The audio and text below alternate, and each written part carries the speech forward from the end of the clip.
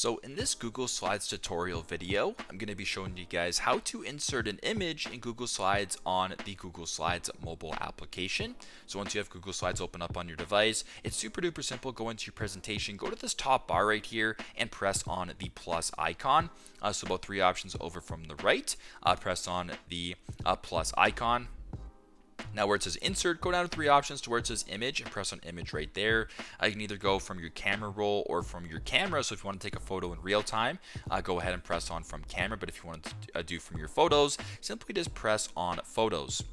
Now once you're here, it's going to take you to your photo album. So for me, I just took a bunch of blank screenshots here. So if you wanted to press just a more recent one, for example, we'll go ahead and press on that. And then we'll press on add in the top right. And there you go.